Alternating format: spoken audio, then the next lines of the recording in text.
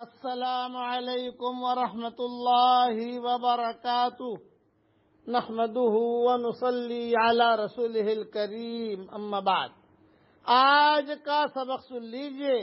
آج کے سبق کی سرخی ہے زنا سے بچیے، پارٹ نمبر 57۔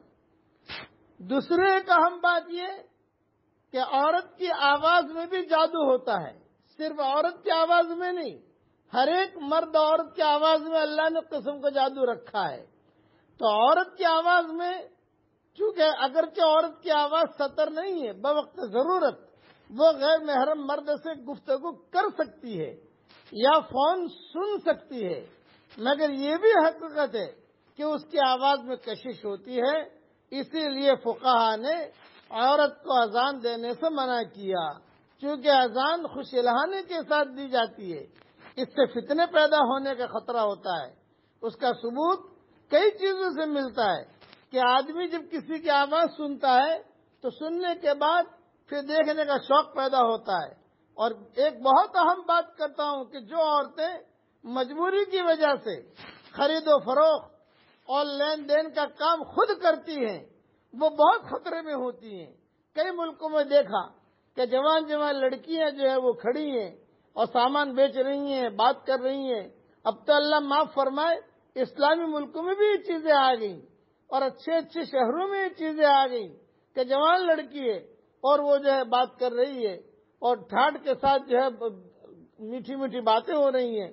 مجھے ایک مرتبہ حرم شریف مدینہ منورہ جانا تھا، میں نے اپنی بیٹی سے کہا کہ بھی مجھے کار کرا دو، یہ اوبر وغیرہ جو ہوتی ہے وہ، تو اس نے جو ہے کار بک کرا دی۔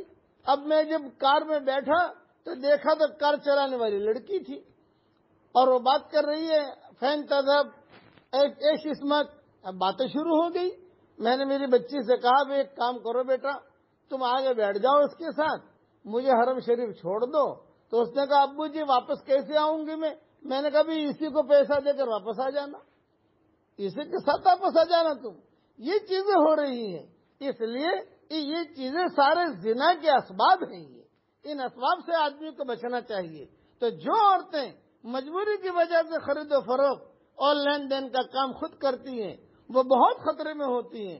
دکاندار، درزی، سونار اور چوڑیاں پہنانے والا اور کپڑے سینے والا، ڈاکٹر صاحب، حکیم صاحب، یہ سب کے پاس یہ لڑکیاں جاتی ہیں اپنا علاج کرانے کے لیے۔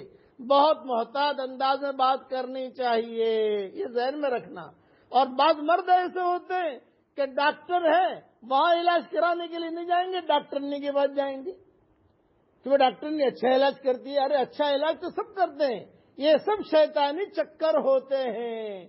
بہت احتیاط کرنی چاہیے۔ مرد لوگ تو پہلے ہی عورت کو شیشے میں اتارنے کے لیے تیار ہوتے ہیں، اگر کوئی عورت ذرا سا ڈھیلا پن دکھائے تو بات بہت دور نکل جاتی ہے، یہ ذہن میں رکھنا۔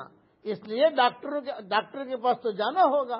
کوشش یہ کریں لڑکیاں عورتیں کہ بھی کوشش کریں کہ جو ڈاکٹر نہیں ہیں ان سے جو ہے لڑکیاں اپنا علاج کرائیں، اور جو مرد ہیں وہ ڈاکٹروں سے علاج کرائیں، اس کی کوشش کرنی چاہیے۔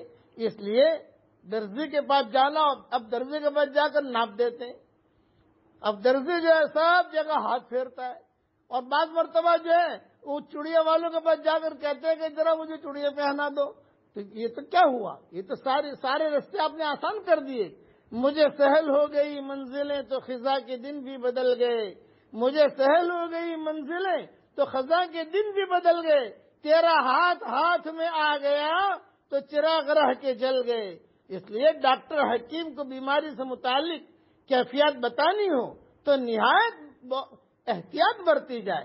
ایسا نہ ہو کہ جسم کا علاج کرواتے دل کا روگ لگا بیٹھیں۔ کئی ڈاکٹر حضرات مریضہ کا علاج کرتے ہوئے خود مریض عشق بن جاتے ہیں۔ بلکہ اللہ والوں سے بھی بات کی جائے، کوئی پیر ہے آپ کا، آپ بیٹھ ہیں اس سے، تو اس سے بھی زیادہ میٹھی بات نہ کریں، وہ بھی انسان ہے، آپ بھی انسان ہیں۔ بقیہ تفصیل کل پوری کروں گا انشاءاللہ۔ اب پڑھ لو میرے ساتھ، سبحان اللہ و بحمدہ عدد خلقہ ورضا نفسہ وزنت عرشہ ومداد کلماتہ، اسے گنگناتے رہو، یہ جملے اللہ کو بہت پسند ہے۔